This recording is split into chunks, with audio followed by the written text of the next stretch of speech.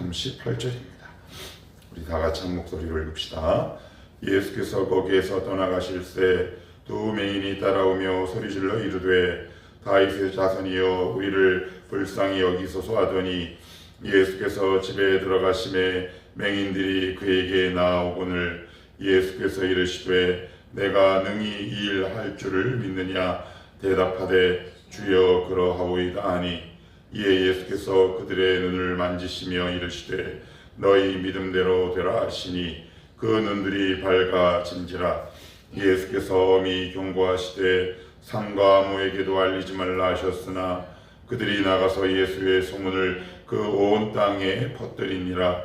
그들이 나갈 때 귀신 들려 말 못하는 사람을 예수께 데려오니 귀신이 쫓겨나고 말 못하는 사람이 말하거늘 무리가 놀랍게 여겨 이르되 이스라엘 가운데에서 이런 일을 본 적이 없다 하되 바리새인들은 이르되 그가 귀신의 왕을 의지하여 귀신을 쫓아낸다 하더라. 예수께서 모든 도시와 마을에 두루 다니사 그들의 회당에서 가르치시며 천국 복음을 전파하시며 모든 병과 모든 약한 것을 고치시니라. 무리를 보시고 불쌍히 여기시니 이는 그들이 목자 없는 양과 같이 고생하며 기진함이라. 이에 제자들에게 이르시되 추수할 것은 많되 일꾼이 적으니 그러므로 추수하는 주인에게 청하여 추수할 일꾼들을 보내주소서 하라 하시니라. 아멘. 계속해서 주님의 전도 사역에 관해서 마태는 굉장히 조목조목 구체적 상세하게 기록을 하고 있는데 오늘은 두 맹인입니다. 누가복음에는 이 맹인의 사건을 바디메오 이렇게 표현하고 있는데 요것과 누가복음의 바디메오가 같은 건지는 지금도 학자마다 의견 차이가 있습니다. 아무튼 27절에 보시면 예수님의 그 사역 그 여행 가운데 그 소식을 들은 두 맹인이 27절에 이렇게 얘기합니다. 두 맹인이 따라오며 그래요. 두 맹인이 어떻게 따라왔을까요? 눈이 안 보이는데 어떻게 따라올까요? 주님은 정상인인데 성경은 침묵하고 있고 기록하고 있지는 않지만 누구의 도움을 받든 아니면 굴렀든 아니면 오다가 넘어졌든 맹인이 일반인처럼 길을 걸어간다는 것은 쉽지 않을 겁니다. 지금처럼 2000년 전에 점자 도로가 있을 리 만무하고 거의 대부분 오프로드 비포장 도로일 텐데 얼마나 많이 넘어졌겠습니까? 그러나 성경은 그런 거에 관해서 전혀 이야기하고 있지 않죠. 근데 우리가 중요하게 볼 대목은 두 맹인이 따라왔다라는 겁니다. 눈에 보이지 않는데도 따라왔다라는 거지요. 우리는 길이 불편해서 안 옵니다. 약간의 믿음의 시련이 와도 주님을 따라가지 않죠. 왜요? 불편하거든요. 내가 손해가 되거든요. 때로는 화가 나거든요. 때로는 짜증이 나거든요. 그러나 맹인들은 끊임없이 주님을 따라갑니다. 넘어지든 아니면 누구의 손을 의지하든 간에 주님을 반복적으로 계속 따라갑니다. 그러나 우리는 어떤지 모르겠습니다. 이 맹인처럼 주님을 계속 따라가고 있는지. 그러면서 이렇게 얘기하죠. 따라가는 것으로 그치지 않고 이렇게 얘기합니다. 다윗의 자손이여. 이 말은 주님이 어떤 분인지 정확히 인지하고 있었다는 말입니다. 그냥 선지자요 라고 인식하고 있는 것이 아니라 이분이 바로 메시아구나 라고 알고 있었다는 거죠. 눈은 멀었지만 영적인 안목은 귀는 열려 있었던 것 같습니다. 보지 못했지만 그 예수님의 사건을 통해서 들은 모든 이야기들을 가지고 이분이 구약에서 예언한 메시아가 맞구나. 여기서 다윗의 자손이란 말은 다시 말씀드리지만 메시아구나. 이분이 나의 주님이구나 라고 고백하는 겁니다. 이런 사람만 따라오지요. 어떤 사람이 믿음의 길을 파선합니까? 주님을 예언자 혹은 선지자 정도로 생각하면 우리는 중간에 믿음에 파선할 수밖에 없습니다. 왜요? 하나님이 아닌데. 왜요? 나의 주님이 아니기 때문에 그렇습니다. 아무튼 이들은 정확하게 다윗의 자손이라고 얘기한 건 주님이 바로 메시아임을 알고 있었다는 사실. 거기에 더해 이렇게 고백하죠. 우리를 불쌍히 여기소서. 우리를 불쌍히 여기소서. 그래서 불쌍히 여기다라는 말은 자격이 없는데 은혜를 좀 베풀어 주십시오 라는 말입니다. 따라오고 분명한 고백이 있고 그리고 자기들을 불쌍히 여겨달라 이렇게 얘기합니다. 그랬더니 주님이 28절에 이렇게 응답하시죠. 예수께서 집에 들어가심에 맹인들이 그에게 나오거늘 예수께서 이르시되 내가 능히 이 일 할 줄을 믿느냐 그래요. 굳이 안 물으셔도 됩니다. 성경에는 예수님이 묻지 않고 일방적으로 찾아가셔서 고쳐준 사람들의 기록이 굉장히 많아요. 그러나 그 중에 기록된 사람들의 특징이 있죠. 그건 뭘까요? 기적을 경험한 사람들은 일방적으로 적지 않습니다. 거의 대부분의 사건들은 주인과 인격적인 대화를 나눈 사람들의 기적을 성경은 적고 있습니다. 무엇을 얘기할까요? 기적을 경험한 많은 사람들의 이름은 나오지 않지만 오히려 기적도 경험하고 주인과 인격적인 대화를 나눈 사람들이 성경에 기록되게 마련입니다. 믿음의 역사는 인격의 반응을 통해서 일어나죠. 주님은 치유 이전에 이들과 인격적인 관계를 맺고 싶어 하셨던 거죠. 어떤 사람이 죄인가요? 뭐가 죄인가요? 우리가 언제 주님을 떠날까요? 기적을 안 봐서요? 아니요. 뒷부분에 나옵니다. 기적을 아무리 봐도요, 주인과 인격적인 교제가 맺어지지 않으면 어떤 기적과 역사를 경험해도 주님을 떠나게 되어 있습니다. 이 사실을 우리 주님은 정확히 알고 계셨기에 그냥 이렇게 치유하실 수 있었어요. 그렇지만 한번 물으시는 거죠. 너 내가 이 일 할 줄 알아? 왜요? 그의 반응과 대답과 교제와 관계를 이끌어내는 질문이에요. 그래서 이렇게 이어집니다. 맹인들이 그에게 나오거늘 예수께서 이르시되 내가 능히 이 일을 할 줄을 믿느냐 대답하되 주여 그러하오이다. 예, 맞습니다. 오고 가잖아요. 티키타카 하잖아요. 모든 경건의 시작은 뭘까요? 여러분, 기적이 아닙니다. 우리는 기적을 놓고 기도할 것이 아니라 주인과의 교제와 관계에 우리의 경건의 핵심이 있다라는 사실을 우리는 반드시 기억해야 합니다. 관계를 맺다가 기적도 일어나는 거지 이것이 먼저일 수 없다라고 오늘 성경은 반복해서 이야기하고 있습니다. 그래서 이렇게 말씀은 이어집니다. 29절입니다. 이에 예수께서 그들의 눈을 만지시며 그래요. 만지시죠. 더 깊은 단계로 나오는 거죠. 그냥 고쳐 실수 말로만 그래 나아라 이렇게 하지 않으셨어요. 대화를 거시고 그들의 눈에 손을 대십니다. 얼마나 더 인격적인 관계가 깊어집니까? 따라오고 말을 하고 터치가 있는 거죠. 이게 경건의 깊이 아닙니까? 그런데 우리의 경건의 깊이는 어디냐? 시간이 되면 하는 거죠. 아니면 안 합니다. 약간의 장애가 생기면 그 즉시 멈춰버립니다. 왜 그럴까요? 주님과의 깊은 인격적인 교제와 만남이 없기 때문에 그렇습니다. 그래서 기도 시간에 말씀 시간에 우리가 주님을 깊이 만나야 하는 이유가 바로 여기 있습니다. 다시 말씀드립니다. 따라갑니다. 주님을 부릅니다. 주님과 대화합니다. 주님이 맹인들의 눈에 손을 대시며 네 믿음대로 되라. 그러면서 뭐라고 말씀하시냐? 내 믿음대로 되라 라고 얘기합니다. 주인과의 깊은 교제와 사귐 속에는 믿음의 구체적인 역사가 드러납니다. 역사가 일어나죠. 언제 역사가 일어나느냐? 주인과 깊이 만날 때, 주인과의 관계가 더 깊어질 때 믿음의 역사가 일어납니다.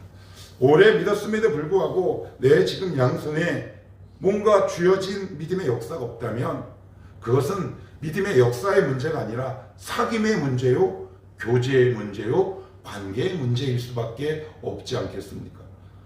천지를 창조하신 그 창조주 하나님과 날마다 사귐이 있는데 우리 가운데 왜 역사와 믿음의 역사가 일어나지 않겠습니까? 사귐의 부족이요, 교제의 부족 아니겠습니까? 그래서 저는 이렇게 말씀드리고 싶어요. 믿음은 추상이 아니라 구체성이다. 얼마나 많은 사람들이 믿음을 추상적으로 얘기하는지 모릅니다. 그래서 이런 말 있죠. 옛날 회자되는 고전 유머. 뭐 지금도 가끔 사용하긴 하지만 남산을 안 가본 사람이 남산을 잘 더 잘 아는 것처럼 이야기하는 것과 똑같습니다. 목사가 그렇습니다. 오히려 어떨 때 보면 흔히 말하는 평신도라는 일반 성도분들이 하나님을 더 깊이 체험하는 경험을 얘기하죠. 말만 그럴듯한 목사가 있습니다. 저도 그럴지 모르겠습니다. 아무튼 우리의 교제와 사귐 속에 구체적인 믿음의 역사가 일어났으면 좋겠습니다. 29절 다시 읽어봅니다. 이에 예수께서 그들의 눈을 만지시며 이르시되 너희 믿음대로 되라 하시니. 아멘이죠. 우리의 삶에도 이런 하나님의 음성이 있었으면 좋겠습니다. 그랬더니 30절 그 눈들이 밝아진지라 예수께서 엄히 경고하시되 상과 아무에게도 알리지 말라 하셨으나 그들이 나가서 예수의 소문을 그 온 땅에 퍼뜨리니라. 저 같으면 광고라고 얘기하겠다. 그러나 주님은 당신의 때를 보고 계시는 겁니다.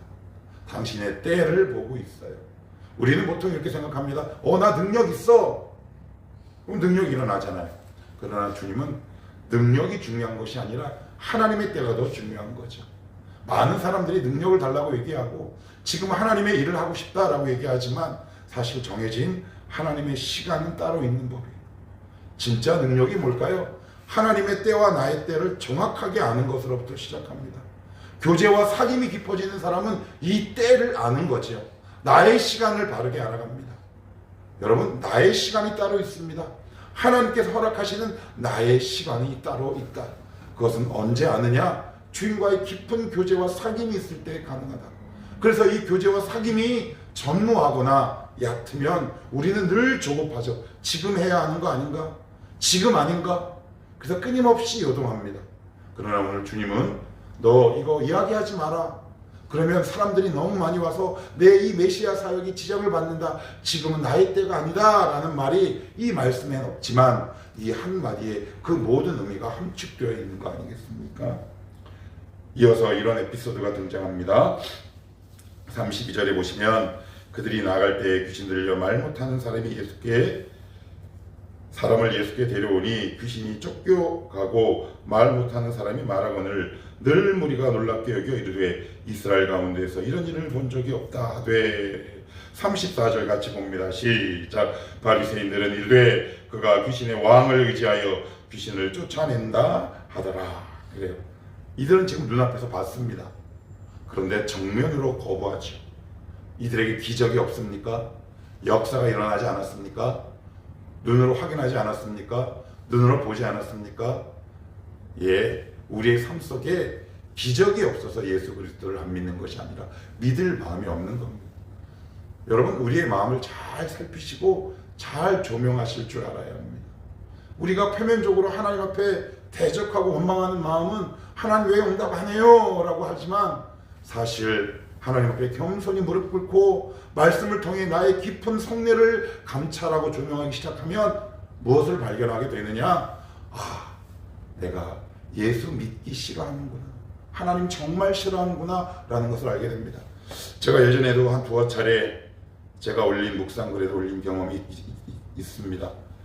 전임 전도사 시절에 참 힘들고 어려운 분을 만났는데 그 인연의 그 시간을 통해 하나님이 저에게 깨닫게 하신 딱 한 문장이 있었습니다. 너는 나를 따를 마음이 없다 라는 거였습니다. 제가 그 음성을 듣고 참 충격받고 놀랐습니다. 그렇구나. 나는 주님을 따를 마음이 없는 자구나. 얼마나 많은 기적을 저는 경험했는지 모릅니다. 병자가 낫고요. 암이 떠나가고요. 저에게 행하신 수많은 역사와 이적들을 저는 경험했지만 제 본 마음은 하나님을 따를 마음이 없었던 그런 자였습니다. 여러분, 인간이 원래 그렇습니다. 그래서 여러분 조심하셔야 합니다. 하나님 기적 보여주십시오. 예, 필요하시면 보여주시겠죠. 그러나 그 전에 더 먼저 살펴봐야 할 우리 믿음의 중심이 있다 싶습니다. 나는 정말 예수를 바르게 믿고 따르고 싶은가? 그것을 오늘 성경은 정확하게 날카롭게 꼬집고 있습니다. 응답의 여부에 관계없이, 기적의 유무에 관계없이 정말 믿는 사람은 주님을 끝까지 신앙하며 따라갑니다. 그리고 나서 35절에 이렇게 적고 있습니다. 예수께서 모든 도시와 마을에 두루 다니사, 모든 도시랍니다. 모든 도시. 예수님이 걸어서 갈 수 있는 모든 도시입니다. 여기에는 나중에 주님께서 저주의 대상이 된 가버나움, 여러 마을들이 포함되어 있습니다. 왜 우리 살다 보면 그런 거 있잖아요. 가기 싫은 동네, 만나기 싫은 사람, 전도하기 꺼려지는 존재. 근데 주님은 그러지 않으셨어요. 호불호에 관계없이 모든 도시를 돌아다니며 사람과 인격적인 관계를 맺고 그들에게 복음을 전했다라고 얘기합니다.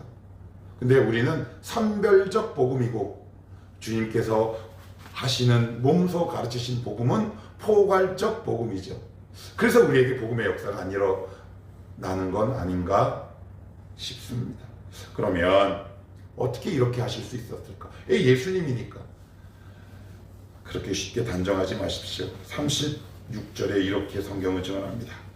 무리를 보시고 불쌍히 여기시니. 불쌍히 여기셨다.